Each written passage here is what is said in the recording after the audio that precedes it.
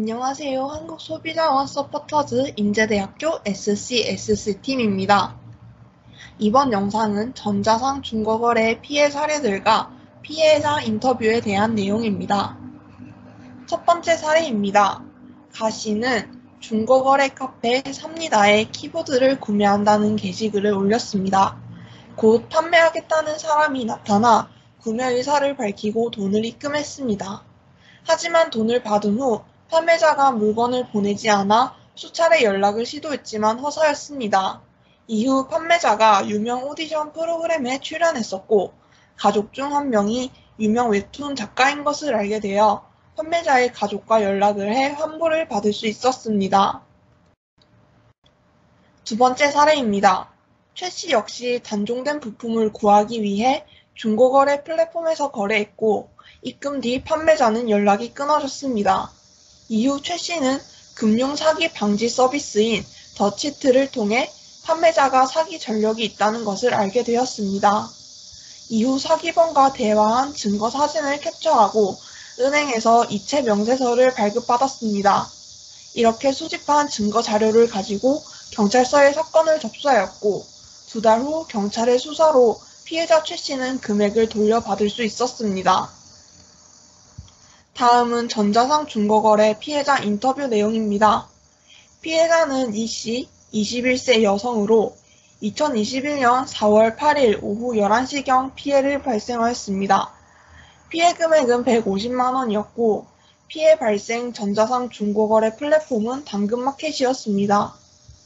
아이패드 에어4와 애플 펜슬 2세대를 48만 원에 판매한다는 글을 보고 채팅을 시작하였습니다.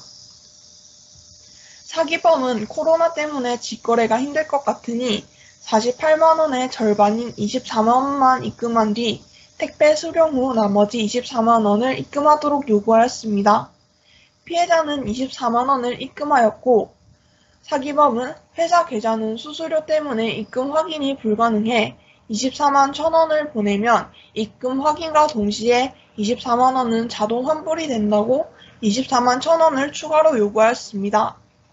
피해자는 다시 24만 1,000원을 입금하였고 하지만 24만 원이 환불되지 않았습니다. 24만 원이 환불이 안 된다고 말하니 출금은 100만 원부터 가능하다며 추가로 52만 원을 입금하도록 하였습니다.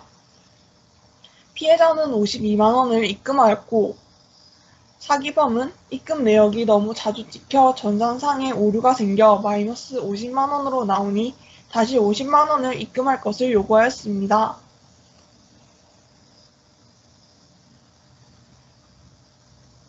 피해자는 50만 원을 입금하였고 사기범은 50만 원만 보내면 다시 수수료 때문에 입금 확인이 불가능하니 50만 1,000원 입금을 요구하였습니다.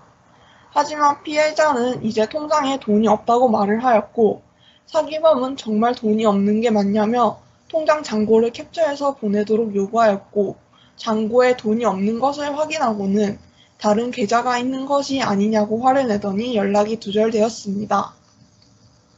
이후 피해자는 당근마켓 채팅 내역과 이체 내역을 지참하여 경찰서에 방문해 경위서를 작성하고 신고 접수를 하였습니다. 신고 접수 후 일주일 후 세종경찰서로 이관되었다는 우편을 받은 이후 아직까지 사기범을 잡았다는 연락을 받지 못하였다고 합니다. 피해자는 사기범과 채팅 당시 당황스럽고 정말 사기당한 것이 실감나지 않았다며 이상한 낌새를 눈치챘지만 환불이 된다는 말만 믿고 계속 입금을 진행하였다고 하였습니다.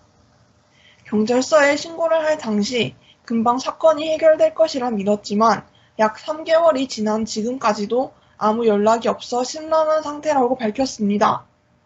피해자는 인터뷰를 통해 많은 사람들이 자신의 이야기를 듣고 같은 방법으로 사기를 당하지 않길 바란다고 전하였습니다.